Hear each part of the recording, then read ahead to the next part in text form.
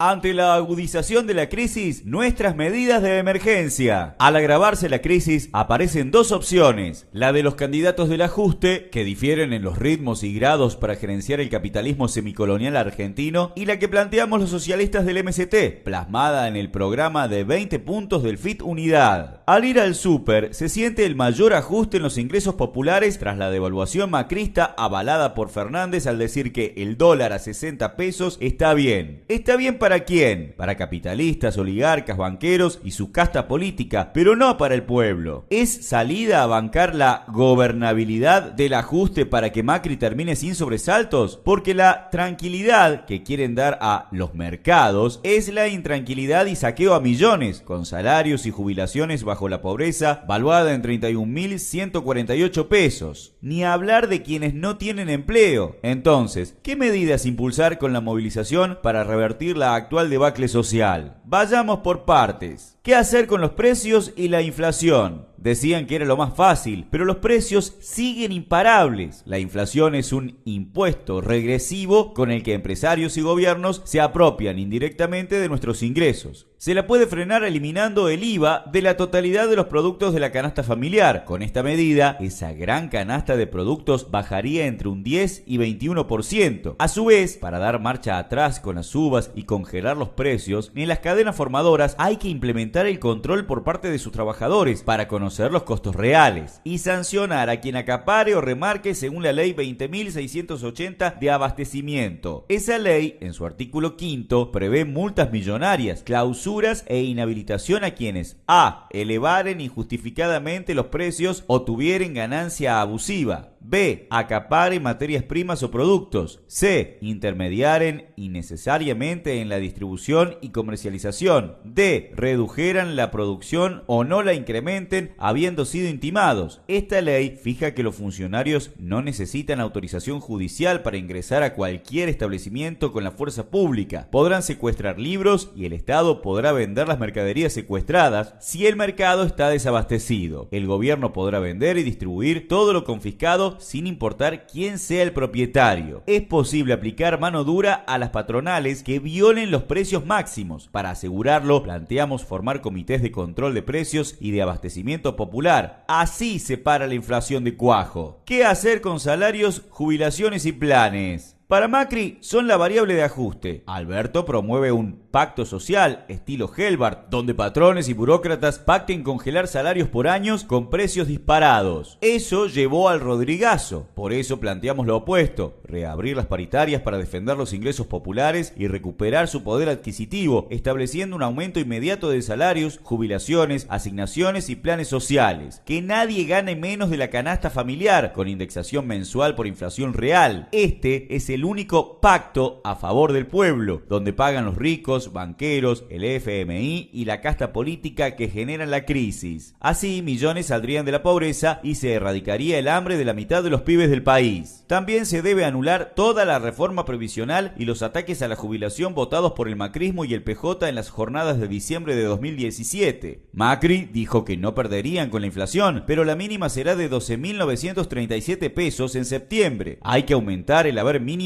para cubrir la canasta jubilatoria y aplicar el 82% móvil real. Para eso, otra medida es restituir los aportes patronales que Macri, Menem y Cristina Kirchner rebajaron. Un control social de la evasión previsional, terminar los curros con el Fondo de Garantía de ANSES y definir la administración y gestión del PAMI y ANSES en manos de comisiones de jubilades y trabajadores electas democráticamente. Serían las únicas medidas de un real shock redistributivo. ¿Qué hacer con los despidos y la falta de trabajo? Planteamos la inmediata prohibición por ley de despidos y suspensiones. Si alguna empresa incumple o cierra, disponer su expropiación y estatización. Ponerlas a producir bajo el control y administración de sus trabajadores. Terminar con el trabajo precario y negro, pasando a planta permanente. Reducir la jornada laboral a 6 horas para generar un turno laboral más a partir de repartir las horas disponibles sin bajar salarios. Rechazar toda reforma laboral precarizadora, tanto por ley o la que pretenden hacer por empresas. Generar más trabajo con un plan nacional de viviendas populares y la urbanización de villas y asentamientos. Para que no haya más gente sin casas y casas sin gente, es clave también poner impuestos progresivos a las viviendas ociosas de los especuladores inmobiliarios. ¿Qué hacer con el FMI y la deuda eterna? Proponemos no pagar ni $1 más de deuda externa. Chau FMI y un default social, porque la deuda es con el pueblo. Este año, entre capital e intereses, los pagos superan los 58.700 millones de dólares. Entre 2020 y 2023, las sumas a pagar oscilarán entre los 30.600 millones de dólares y 38.200 millones de dólares por año. A eso se suman los pagos al FMI que arrancan en 2021. Pagar tales montañas de palos verdes cuando la mitad de pibes es pobre y malnutrida